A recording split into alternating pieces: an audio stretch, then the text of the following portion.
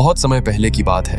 एक दूरस्थ राज्य में एक अत्यंत वैभवशाली राजकुमार रहता था। उसने अपने लिए एक ऐसा जादुई और भव्य महल बनवाया था जिसकी सुंदरता की चर्चा दूर दूर तक थी। राजकुमार दिखने में तो अत्यंत सुंदर था, लेकिन उसका हृदय पत्थर के समान कठोर और अहंकार से भरा हुआ था। उसे केवल बाहरी चकाचौंध से प्रेम था। वह अक्सर अपने महल में भव्य नृत्यों और उत्सवों का आयोजन करता, जहां केवल राज्य की सबसे सुंदर युवतियों और संपन्न लोगों को ही आने की अनुमति थी।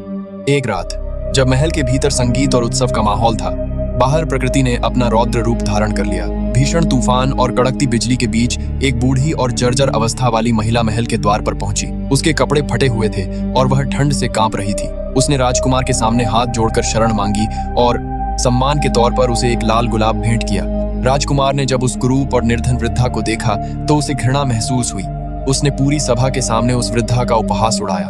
राजकुमार ने उसका मजाक उड़ाते हुए कहा, तुम्हारी हिम्मत कैसे हुई मेरे इस पवित्र और सुंदर महल में अपने इन गंदे कदमों को रखने की? यह गुलाब ले जाओ और यहाँ से दफा हो जाओ।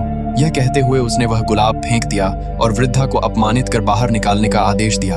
तभी वह वृद्धा शांत स्वर में बोली, राजकुमार, बाहरी सुंदरता भ्रामक होती है, असली सुंदरता तो इंसान के भीतर उसके हृदय में निवास करती है। जो हृदय प्रेम और करुणा से रिक्त हो वह केवल एक खाली बर्तन के समान है। लेकिन राजकुमार का अहंकार सातवें आसमान पर था। उसने उसकी बातों को अनसुना कर दिया।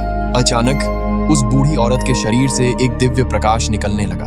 देखते ही देखते वह एक अत्यंत शक्तिशाली और तेजस्वी जादूगरनी के रूप में बदल गई। उसने राजकुमार की परीक्षा लेने के लिए यह भेष धरा था। जादूगरनी ने देखा कि राजकुमार के भीतर मानवता का लेश मात्र भी अंश नहीं है। क्रोधित होकर उसने राजकुमार को श्राप दे दिया, चूंकि तुमने केवल बाहरी सुंदरता को महत्व दिया है, इसलिए अब तुम एक भयानक जानवर के रूप में रहोगे। तुम्हारी यह डरावनी आकृति तुम्हारे भीतर के अहंकार का प्रतिबिंब होगी। राजकुमार डर के मारे गिड़गिड़ाने लगा, लेकिन जादूगरनी ने कहा, यह श्राप केवल तभी टूटेगा जब तुम किसी से सच्चा प्रेम करना सीखोगे और कोई तुम्हें इस भयानक रूप में भी अपनी आत्मा से प्रेम करेगा। और याद रखना, यह सब इस गुलाब की आखिरी पंखुड़ी गिरने से पहले होना चाहिए। यदि ऐसा नहीं हुआ तो तुम जीवन भर इसी पशुवत रूप में कैद रहोगे। इसके साथ ही जादूगरनी ने महल के सभी सेवकों को भी निर्जीव वस्तुओं में बदल दिया और महल को एक घने कोहरे और विस्मृति के पर्दे से ढक दिया। वर्षों बीत गए। वह महल और राजकुमार लोगों की यादों से ओझल हो गए। उस महल के पास ही एक छोटा सा शांत कस्बा था, जहाँ बेल नाम की एक युवती रहती थी। बेल अपने कस्बे की अन्य लड़कियों से बिल्कुल अलग थी। उसे गहनों या श्रृंगार में कोई रुचि नहीं थी। उसका संसार किताबों, कविताओं और कहानियों में बसता था। वह अक्सर खेतों में बैठकर ऊंचे स्वर में कविताएं पढ़ती थी। बेल के पिता मॉरिस एक कुशल कलाकार और आविष्कारक थे। वे अपनी बेटी से बहुत प्रेम करते थे। इसी कस्बे में गैस्टन नाम का एक युवक भी रहता था, जो अपनी शारीरिक शक्ति और शिकार करने के कौशल पर बहुत घमंड करता था। पूरा कस्बा गैस्टन का दीवाना था, लेकिन गैस्टन केवल बेल को हासिल करना चाहता था। वह बेल से विवाह करने के लिए उतावला था, पर बेल उसे एक अहंकारी और संकीर्ण सोच वाला व्यक्ति मानती थी और हमेशा उसका प्रस्ताव ठुकरा देती थी। एक दिन मॉरिस को अपने एक नए आविष्कार को प्रदर्शित करने के लिए शहर जाना पड़ा। मॉरिस जब घने जंगल से गुजर रहे थे तो अचानक रास्ता भटक गए। वहां का वातावरण अचानक ठंडा और डरावना हो गया। भेड़ियों के एक झुंड ने उन पर हमला कर दिया। अपनी जान बचाते हुए मॉरिस भागते भागते एक विशाल और रहस्यमयी महल के फाटकों के भीतर जा पहुंचे। महल के भीतर का दृश्य अजीब था। वहां कोई इंसान नहीं था, लेकिन मेज पर गर्मा गर्म भोजन सजा था और मोमबत्तियां खुद ब खुद जल रही थी। मॉरिस ने डरते डरते भोजन किया। तभी एक बोलता हुआ चाय का कप उनके पास आया। मॉरिस बुरी तरह डर गए और उन्हें लगा कि वे किसी भूतिया जगह पर आ गए हैं। वे वहां से भागने लगे, लेकिन तभी उनकी नजर बगीचे में खिले एक सुंदर सफेद गुलाब पर पड़ी। उन्हें बेल का वादा याद आया और उन्होंने वह फूल तोड़ लिया। जैसे ही फूल टूटा, एक भयानक दहाड़ सुनाई दी। वह श्रापित राजकुमार बीस्ट था। उसने मॉरिस पर चोरी और एहसान फरामोशी का आरोप लगाया और उन्हें काल कोठरी में बंद कर दिया। मॉरिस का घोड़ा किसी तरह बचकर घर पहुंचा। बेल ने जब घोड़े को अकेला देखा तो वह समझ गई कि उसके पिता संकट में हैं। वह बिना समय गंवाए घोड़े पर सवार होकर उसी डरावने महल की ओर निकल पड़ी। महल पहुंचकर बेल ने अपने पिता को जंजीरों में जकड़ पाया। तभी उसके सामने वह विशालकाय और डरावना जीव बीस्ट आया।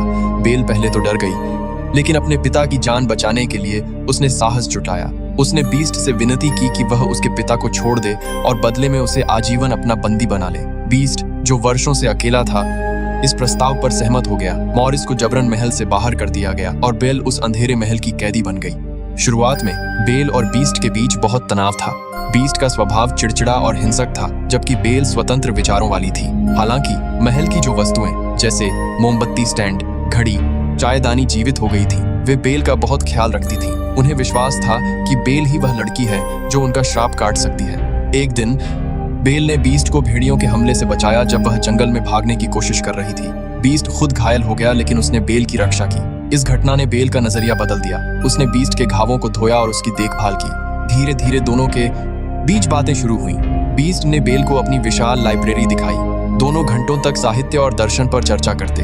बीस्ट, जो कभी किसी का सम्मान नहीं करता था, अब बेल की पसंद नापसंद का ख्याल रखने लगा था। बीस्ट के भीतर का पशु अब धीरे धीरे मर रहा था और उसके भीतर का इंसान जाग रहा था। उसने बेल को एक जादुई दर्पण दिया जिसमें वह दुनिया का कोई भी दृश्य देख सकती थी। उधर कस्बे में मॉरिस ने सबको बीस्ट के बारे में बताया, लेकिन गैस्टन ने उन्हें पागल घोषित कर दिया। गैस्टन ने मॉरिस को जंगल में मरने के लिए छोड़ दिया ताकि वह बेल को मजबूर कर सके, लेकिन एक दयालु महिला ने मॉरिस की रक्षा की।